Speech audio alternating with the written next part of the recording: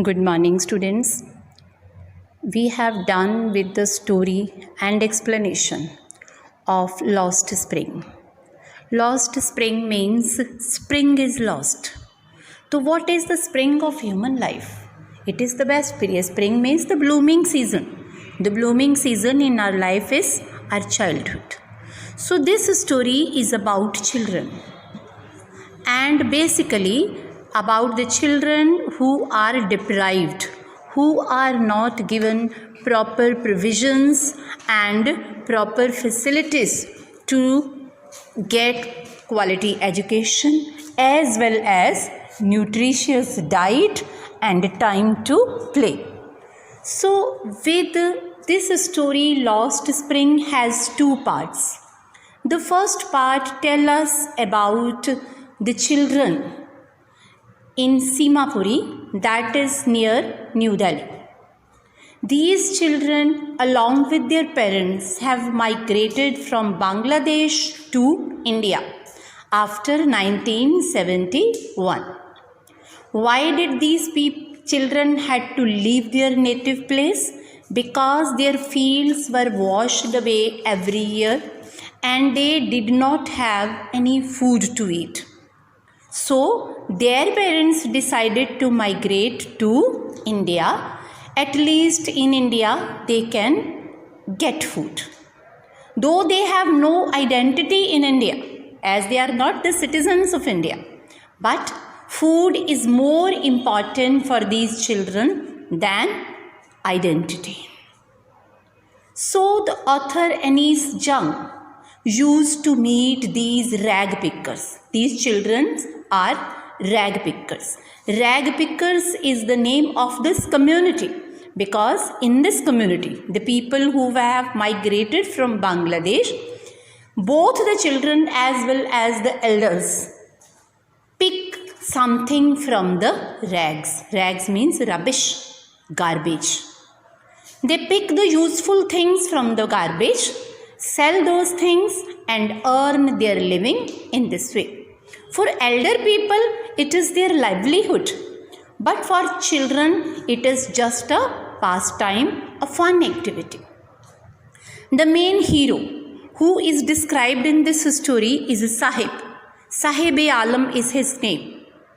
When the author asks this boy about his name, he tells, and she again asks if he knows what is the meaning of his name. It is paradoxical thing.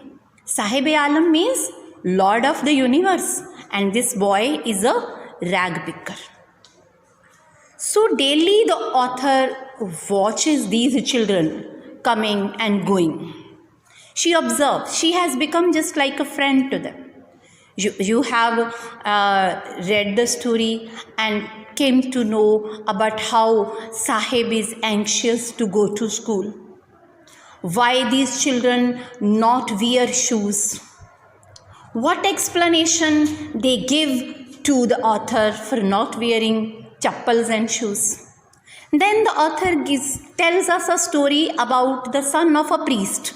Means in the olden days, the children of priest also did not wear shoes because their parents could not afford it. And the same is the reason with these rag pickers. So all these things tell us about the living conditions of these children, these rag pickers. They live in slum area, no sanitation, no proper food. They are not able to get proper food. At least they are not starving. No electricity, no sewage system, no water supply. So these are the basic amenities of life. In the second part of the story, the same problems are discussed, but the place and area are different. That is city of Firozabad. That is a city of bangles in India, where the bangles are made. And all the people in Firozabad work in bangle industry. Though even the children work before the hot furnaces. And what happens? Again, the living condition is the same as it was in the Simapuri. Unbuilt houses, stinky lanes, slummy area, and no electricity, no water system, no amenity. Even all the people along with their cattle live in the same house. So these are the condition of people who live below poverty line. So the author meets one boy, Mukesh, who is very ambitious, who wants to become a motor mechanic. So all these can be asked you in the question form also. And she also introduces one girl, Savita. And she tells us that by the time these children grow up, they become either partially or completely blind.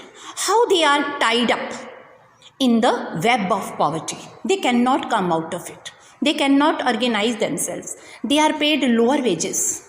If they try to organize themselves, they are beaten up. They are put behind the bars. The politicians, the bureaucrats, the middlemen, they all exploit these people. So we come to know about the plight of child laborers in these two stories. So by and by we read the story, we know about child labor, and we can also write an article on child labor. The ways how we can help to check this problem, root this problem out from our society. So you students write all these questions and answers in your notebooks. Thank you, students.